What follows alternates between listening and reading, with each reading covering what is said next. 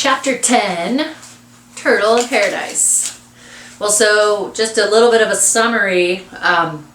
So the guys have been getting into some trouble doing TikToking by flinging rocks on a string over people's homes and scratching at the window and freaking them out. So now they're in the newspaper because people think there are ghosts. All right, so moving on to Chapter 10. Chapter 10 is called The Man of the House. They say that when the stock market crashed, men were so upset at losing their fortunes that they threw themselves off buildings. I can't imagine killing myself over something like that, but then again, I've never had a fortune to lose. So during the Depression, back when the Depression was basically the stock market crashed, and the stock market is where people invest a lot of money. And so if the stock market crashes, you can lose a lot of money if that's something that you invested in. So that's what she's talking about. Puddin' is dozing in the wagon under the hot sun, and Termite is chasing Smokey around the porch. Whenever Termite gets too close, my cat swipes the dog with her sharp claws. Termite howls and howls. "Why'd you name that dog Termite?" I asked Beans. "He followed me home one day. Ma told me to get rid of him, but no matter what I did, he'd always come back." "Can't get rid of termites," Porkchop says. The postman walks up. Being a postman is just about the best job a person can have. The hours are good, and then of course there's the job security. There's no end of bad news to deliver in hard times. "Letter for you, Miss Turtle," he says, handing me an envelope. "Thanks," I say, and I tear it open. "Dear Turtle, how are you, baby? I miss you something awful. Mrs. Budnick never sleeps and doesn't care if anybody else does either. She thinks nothing of waking me up in the middle of the night to make her tea or toast. I'm so tired I could barely see straight. The only thing that keeps me going is thinking of you. Someday this will all be behind us, I promise. I've been thinking that maybe I could become an actress. Can't you just see my name in lights? All I need to do now is get a screen test with Warner Brothers. Love always, Mama." So this is kind of it's like a letter. I don't know if you can see that down here. "P.S. Please give your aunt my love and tell her not to kiss any Curry boys." I sigh. This is why I worry about Mama. She's always getting zany ideas. I don't know what she'd do without me to figure things out. "What's it say?" Kermit asks me. Mama's head is so high in the clouds. I'm surprised she doesn't bump into Amelia Earhart. Remember, she was a female pilot who flew planes. "How can your mama's head be up in the clouds?" Buddy asked. "Ain't it attached to her neck?" "Look, it's the Killy the horse," Bean says suddenly, an edge of excitement in his voice. An old man riding a horse-drawn carriage is coming down the lane. The horse looks like he's going to drop dead at any minute. I've never seen a sorrier-looking animal, and the man doesn't look much better either. He's wearing filthy old clothes and has a wild, whiskery beard. The wagon is piled high with all sorts of trash. "Murderer," Porkchop whispers. "What?" I ask. "He killed a horse. Whipped it to death," Ira says. "The man doesn't look like he could kill a fly, let alone a horse." "Says who?" I ask. "Says everybody," Porkchop says.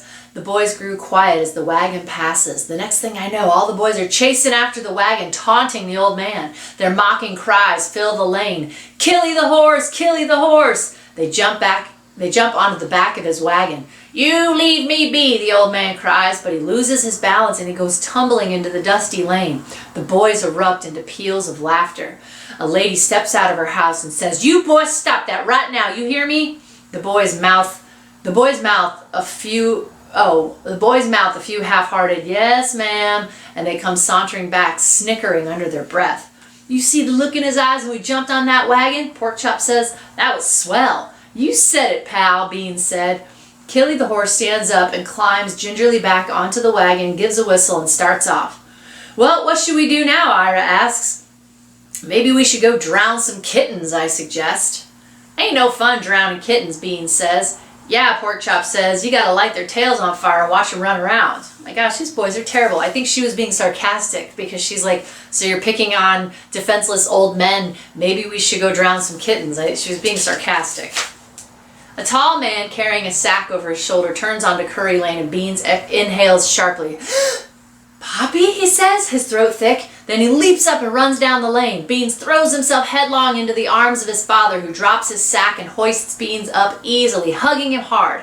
Kermit and Buddy go racing down the lane too, shouting, "Poppy's home!" Even Termite waddles to greet his master, yipping happily. My uncle's face is tan and old as shoe leather. He looks hot and tired and has a pale patch of skin on his chin where a beard must have been. Aunt Minnie opens the door, steps out into the porch. She doesn't fling herself into his arms and kiss him like Mama when she sees Archie. She just wipes her hands on her aprons and says, "You shaved, Vernon." "Stopped at the barber shop on my way home," he says, rubbing his chin. He looks at me and back at Aunt Minnie. "Something you want to tell me?" Aunt Minnie rolls her eyes. "Oh, that's Sadie Bell's girl. She just showed up." "Got the family resemblance, all right." "Poppy, Buddy," says, tugging on his father's hand, "will you play marbles with me?" Puddin', thoroughly disturbed by all the shouting, starts crying. Is that one yours too? Is that one ours too?" Uncle Vernon asks with a jerk of his head. "You haven't been gone that long," Aunt Minnie says, and everyone laughs. Whenever Archie comes back from a sales trip, it's like Christmas. He buys perfume for Mama, Je Reviens in a tall blue glass bottle that looks like a skyscraper, and pretty things for me like mother of pearl combs and brush sets. Then he takes us all out for a fancy meal, chicken a la king and peach Melba ice cream and Mama dancing after.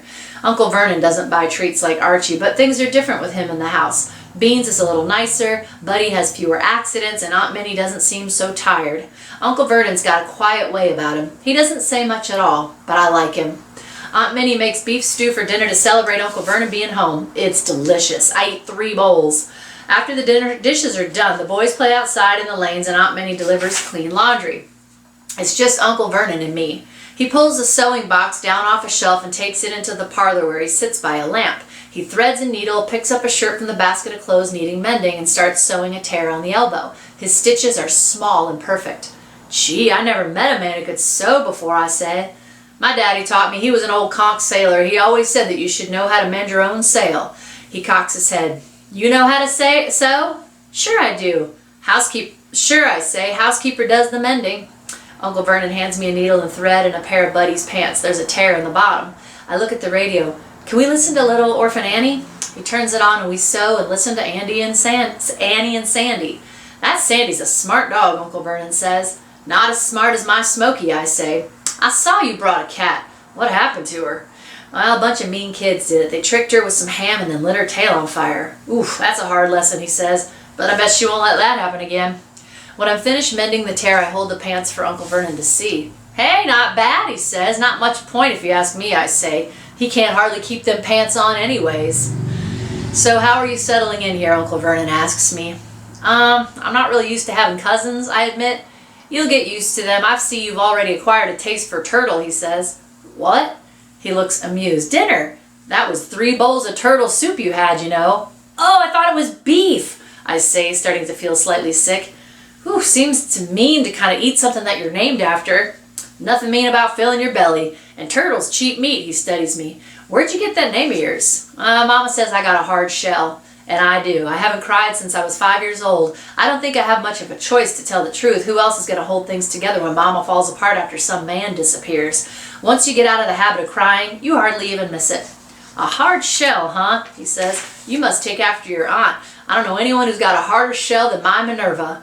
"Hard as a brick," I say. Uncle Vernon looks at me. "You know the thing about a turtle is that it looks tough, but it's got a soft underbelly." I don't say anything.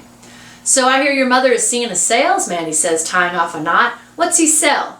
"Encyclopedias," I say. "Is he successful at all?" "Oh, Archie could sell anything," I say, and then Mama really likes him. He looks at me. "Well, how about you?" "I like him a lot. He's not like all the others." He nods. "You know, your aunt and your mother were the prettiest girls in Key West in their day. They couldn't walk down a lane without boys tripping in front of them." "Mama's still pretty," I say. "Mr. Leonard swore he'd leave his wife for her." "Mr. Leonard? Who's that?" Mrs. Leonard's husband," I explain. "A family we worked for." "Ah, I see. And how'd that turn out?" "Mrs. Leonard fired my Mama." "Now that doesn't seem fair." "Well, it wasn't, especially since Mama was the 3rd housekeeper Mr. Leonard proposed to," I say. Uncle Vernon laughs. "Sounds like Mrs. Leonard should have fired Mr. Leonard." "You said it," I say. "Good help is hard to find." Ooh, I like the dad. He seems cool. Finally, she's got somebody to talk to. Have a great day, guys.